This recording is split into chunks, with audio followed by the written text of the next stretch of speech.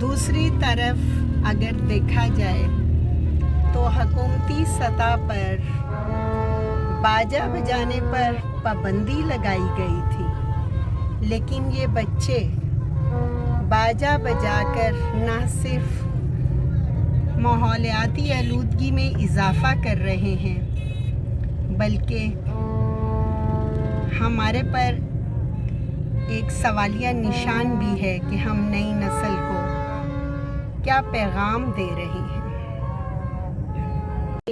14 अगस्त नहायत जज्बे और एहतराम के साथ मनाया जा रहा है, लेकिन दूसरी तरफ अगर देखें माशरे में दीगर अशिया में जिस तरह जिद्दत आई है, इसी तरह इस 14 अगस्त पर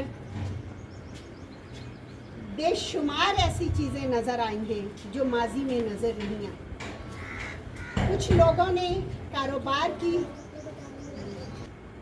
कुछ चीज़ें ऐसी इजाद की हैं, इस 14 अगस्त पर मुझे बाजे बजते नज़र आए और ये बाजा इंसान को हिला के रखेगा।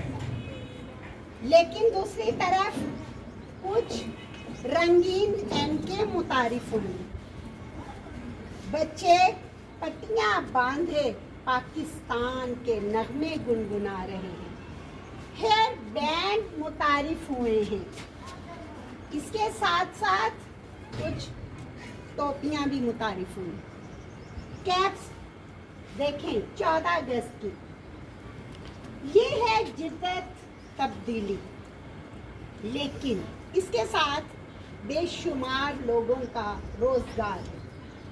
बाज़ जगह पर 14 अगस्त के लिबास तैयार किए गए हैं।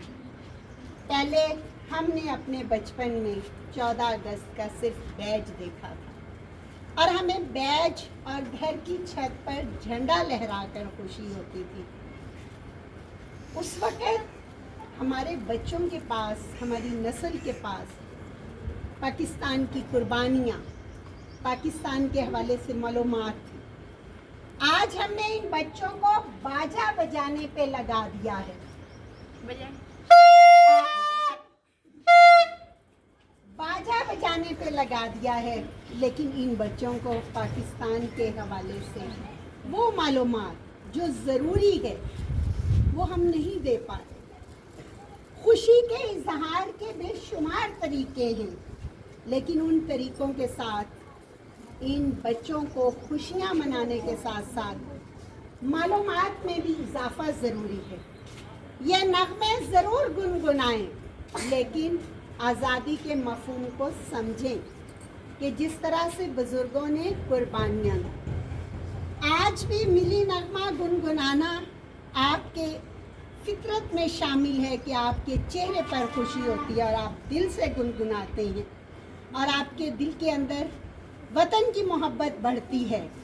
लेकिन इनको मालूमात भी दें, इनको ये सब चीज़ें पाकिस्तानी परचम लहराने का मकसद और मफ़हूम ज़रूर बताएं।